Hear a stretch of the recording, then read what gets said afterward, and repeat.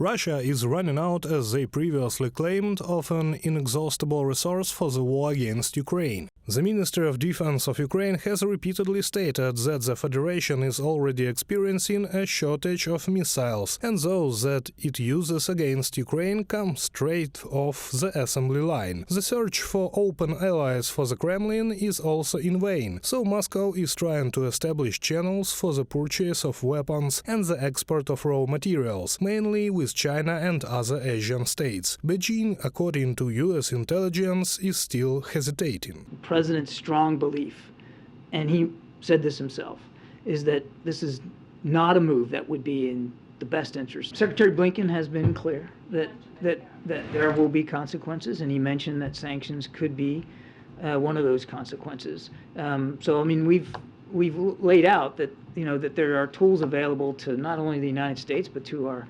allies and partners should China move in that direction. But ultimately it's their choice to make, and we really strongly urge them to make the right choice here. North Korea has provided at least a small amount of artillery ammunition for Russia's illegal Wagner private military company, the White House stated. Ukraine does not confirm such data. There is not a single case where we have recorded that some kind of weapons that came from North Korea was used there. It is possible that nobody has not seen this yet, or it goes to some other hands.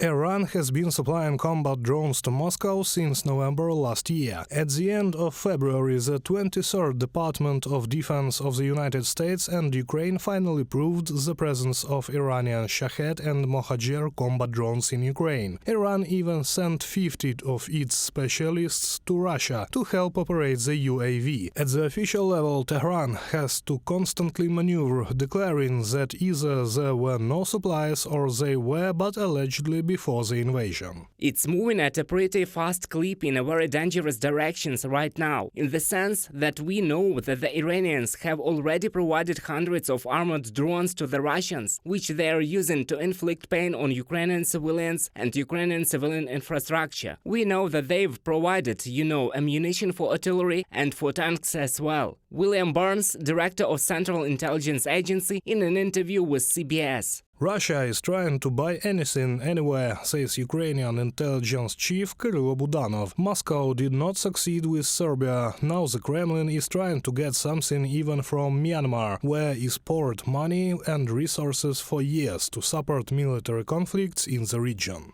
Serbia, on which everyone in Russia counted so much, refused to transfer weapons. There are separate attempts to buy through third countries. This does not happen on a large scale. Now they are trying to withdraw plus or minus weapons from Myanmar. They will come for it? Well, see. Ukrainian intelligence, Budanov stressed, does not see any signs of Beijing's readiness to supply lethal weapons to Russia. So far, China remains the largest consumer of raw materials from the aggressor country, and this is already enough for Russia to remain on the world market and receive at least some money to continue the war against Kyiv. Whether China decides to exchange its current position for an open confrontation with same Washington, no one in a hurry to answer.